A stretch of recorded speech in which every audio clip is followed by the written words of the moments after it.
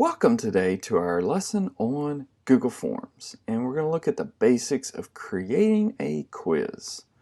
So the first thing we do anytime that we get into a form, we want to name the form up in the top left. And so when we click off of that, it will give us that same name. If we need to change the name, we can do that right here. That doesn't mean it will change the name of the actual file name. If you need to give a description on the quiz and you want to give some directions at the beginning, you can do that in the form description. A few other things that we need to do before we actually start typing our questions. We have a customized theme on this palette. We can go up here and we can choose a different color if we wanted to, a different background color, or we can choose an image. So if we select choose an image, we can go down through here and pick an image that we want and click on this and click insert at the bottom, and it will insert an image that will change our theme colors. So then we can change the theme color and the background to match to make it look better. I'm finished with my theme options, so I'm going to choose the X to make that go away. So I have my full screen open, ready to go. And I'm going to start with my first question, and by default it's multiple choice. You may want to put a name in here, and let's go ahead and do that. If I put a name, I can do short answer so that they will type that in. I want to make this required so that they're required to type their name in. So now let's make another question. So I'm going to hit this tab over here and it'll say add new question. Now by default it's going to give me a multiple choice question, and what I'm going to do is I'm going to put a question in here that has an image. What content is in the image?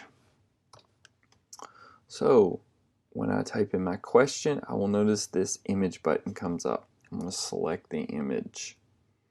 Now if I had this on my desktop or somewhere located on my computer, I could hit upload. And I could hit the browse. I could do the camera if I knew the URL of the picture I wanted.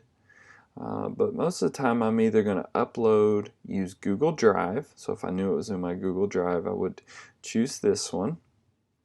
But I'm going to choose the last one, the Google Image Search. And so I'm going to look for Africa blank map. And why I'm doing this is it's going to give us free pictures on here that we can utilize in our classroom. I'm going to choose the image I want. It is going to highlight in blue, and at the bottom it will say insert. I'm going to insert that image, and so I now have my image of Africa in here. But here's the thing. I want to resize this because this is very large. I'm going to try to scroll this down to something the students would be able to recognize, but still take up as least amount of space as needed. So I have my image, which content is in the image. I have my question. So down here at the bottom, I'm going to have to type in my answers. So I'm going to go in here and I'm going to type Africa, I'm going to type North America, I'm going to type South America, and I'm going to type Europe. Alright, now I'm making a quiz, and here's one of the things that I have learned.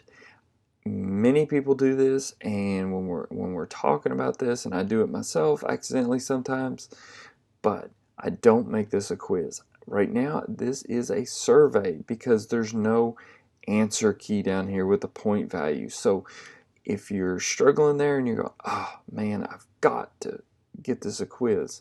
So it's not a quiz right now, it's a survey. So back up at the top, there's the settings button. And to create this a quiz, we will hit quizzes. And this will allow us to make this a quiz. Now there are a lot of different options right here that we can look at, but for today we're just going to make the quizzes, and we'll go over that in other trainings. So I'm going to hit save, and so now what happens is On my question that I've created, now I have an answer key and I have 0 points. Very important. So this is going to allow me, when I choose answer key, it's going to allow me to assign a point value, and it's going to allow me to choose the correct answer. Now, since this is a multiple choice, this is only one answer being selected, so I'm going to only choose one correct answer. And it's also denoted by a circle.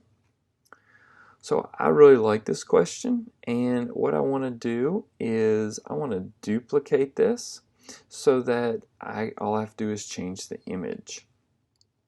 So I'm going to choose duplicate, and this will duplicate the question. It will duplicate the image and the answers and any settings that I have created. But I need to choose a different image. So I'm going to select the snowman button directly next to the image, and I'm going to go down here and choose change.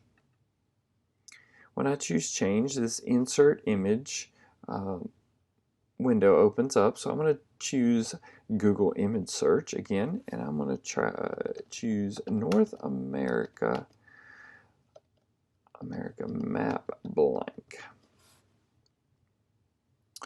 I'm going to choose the second one this time. It's going to highlight in blue, and I'm going to choose insert. Now, it comes in very large again, so I'm going to go down here and grab one of the corners, and I'm going to drag it to as small as I can so that the kids can still recognize it. I think they can recognize that image. It still gives me the answer choice of Africa. Not a correct answer, so I'm going to go to my answer key. It's still at 10 points since I duplicated it, so I don't have to change the point value up here, but I need to deselect Africa and select North America. I'm going to press done. Now let's choose a different type of question type, and I'm going to choose a drop down. So I'm going to go over here to the scroll bar here, and I'm going to choose multiple choice. I'm going to change this to drop down. Let's say, which country is north of the United States? So I'm going to go in here and choose my answers. Mexico, Canada, Chile, and Spain. Now notice at the bottom I have 0 points, and I need to choose the correct answer. So I'm going to choose my 10-point value.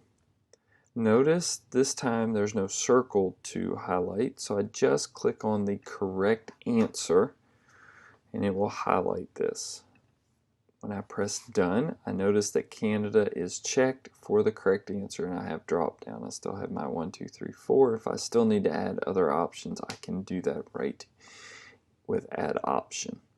I want to choose a different one.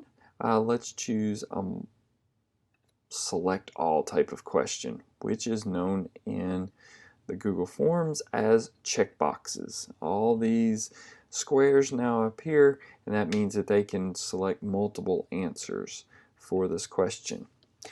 Which 2 countries are located in Asia? Now you may, instead of use which 2 countries, you may say select 2 countries to make it look more like our state test. Alright, so I want to go ahead and choose a couple.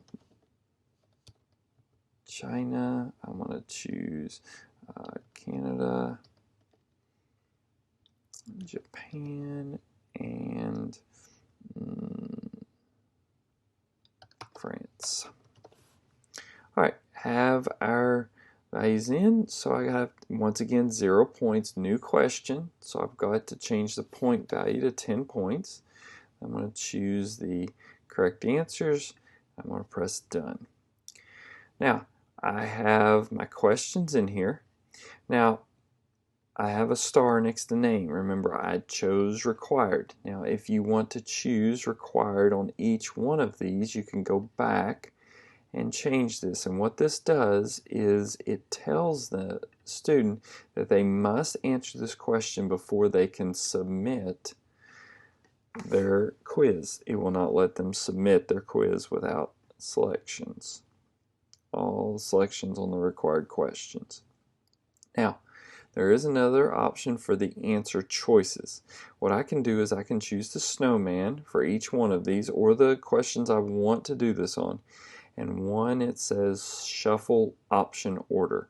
And what this does is it takes our answers of China, Canada, Japan, and France, and it will shuffle those answer choices for each of the students that are taking the quiz, so they do not see the same answers as they're in the same order as the person sitting next to them. Now, I'm not going to choose these on any others, but you could go back and select those, and remember that that is in the snowman, and that's called shuffle option order. Now I'm going to go ahead and preview this quiz. So at the top, I'm going to hit the I, and this preview button, when I choose this, what it's going to do is it's going to bring up the form. And so you can, as a student, you can go ahead and take this quiz and see what's going to happen. So I'm going to choose some correct, and I'm going to choose some incorrect. And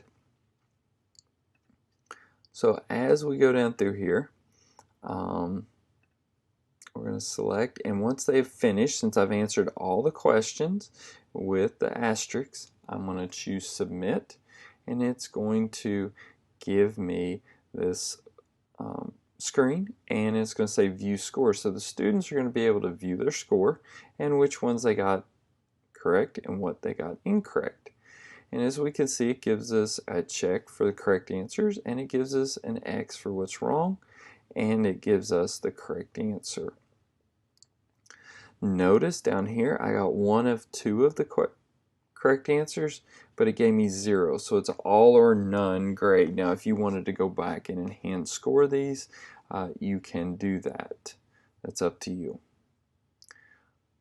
Alright, let's go back to the original form that we created. Now we have one response. So we can click on the responses and we can see insights. So when you gather 20, 30 responses on these quizzes, it's going to look a lot different.